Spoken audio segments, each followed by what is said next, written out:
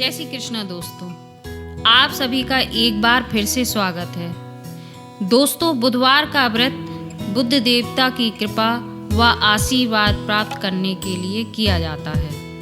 यदि कोई व्यक्ति अपने घर में शांति तथा सर्व सुखों की इच्छा रखता है तो उसे बुधवार का व्रत अवश्य रखना चाहिए तथा इस कथा को अवश्य सुनना चाहिए। तो चलिए कथा प्रारंभ करते हैं। एक समय की बात है, समतापुर नगर में मधुसूदन नामक एक व्यक्ति रहता था। वह बहुत धनवान था। मधुसूदन का विवाह बलरामपुर नगर की एक सुंदर लड़की संगीता के साथ हुआ था। एक बार मधुसूदन अपनी पत्नी को लेने बुधवार के दिन बलरामपुर गया।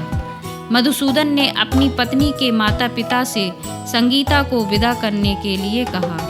तब संगीता के माता पिता बोले, बेटा आज बुधवार है, बुधवार को किसी भी शुभ कार्य के लिए यात्रा नहीं की जाती है। लेकिन मधुसूदन ने उनकी बात नहीं मानी और बोला, ऐसा शुभ अशुभ कुछ भी नहीं होता है। संगीता के माता पिता ने संगीता की विदा कर दी। दोनों ने बैलगाड़ी से यात्रा प्रारंभ की। थोड़ी दूर चलने के पश्चात ही उनकी बैलगाड़ी का एक पहिया टूट गया। वहां से दोनों ने पैदल ही यात्रा प्रारंभ कर दी। पैदल चलते चलते संगीता को प्यास लगने लगी। उसने अपने पति से जल लाने के लिए कहा। तब मधुसूदन उसे एक पेड़ के नीचे बैठाकर जल लेने के लिए चला गया।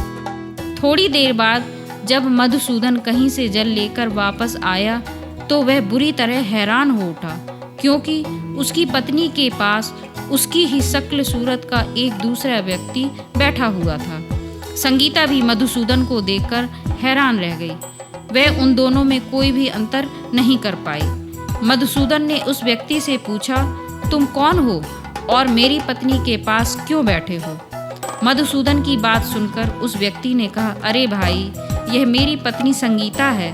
मैं अपनी पत्नी को ससुराल से विदा कराकर लाया हूँ। लेकिन तुम कौन हो जो मुझसे ऐसा प्रश्न कर रहे हो? मधुसूदन ने कहा, तुम जरूर कोई चोर या ठग हो। यह मेरी पत्नी है। मैं इसे पेड़ के नीचे बैठाकर जल लेने गया था। इस पर उस व्यक्ति ने कहा, अरे भाई, झूठ तो तुम बोल रहे हो। संगीता को प्यास लगने पर जल लेने तो मैं गया था। जल लाकर तो मैंने अपनी पत्नी को पिला भी दिया। अब तुम चुपचाप यहाँ से चले जाओ, नहीं तो किसी सिपाही को बुलाकर तुम्हें पकड़वा दूंगा। दोनों एक दूसरे से झगड़ने लगे। उन्हें झगड़ते देख बहुत से लोग वहाँ एकत्र हो गए। नगर के कुछ सिपाही भी वहाँ आ गए। सिपाही उन दोनों को पकड़कर राजा के पास ले गए। उन दोनों की सारी कहानी सुनकर राजा भी कोई निर्णय नहीं कर पाए और संगीता भी उन दोनों में से अपने वास्तविक पति को नहीं पहचान पा रही थी। तब राजा ने उन दोनों को कारागार में डाल देने के लिए कहा।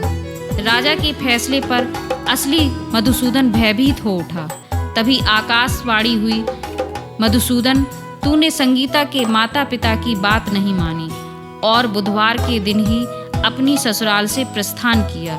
यह सब कुछ भगवान बुद्ध देव के प्रकोप से ही हो रहा है। तब मधुसूदन ने भगवान बुद्ध देव से प्रार्थना की कि हे भगवान बुद्ध देव, मुझे क्षमा कर दीजिए। मुझसे बहुत बड़ी गलती हुई। भविष्य में अब कभी भी बुधवार के दिन यात्रा नहीं करूँगा और हमेशा बुधवार को आपका व्रत करूँगा। मधुसूदन की प्रार्थना करने से भगवान बुद्ध देव ने उसे क्षमा कर दिया।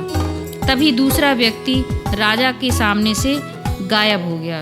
राजा और दूसरे लोग इस चमत्कार को देख हैरान हो गए।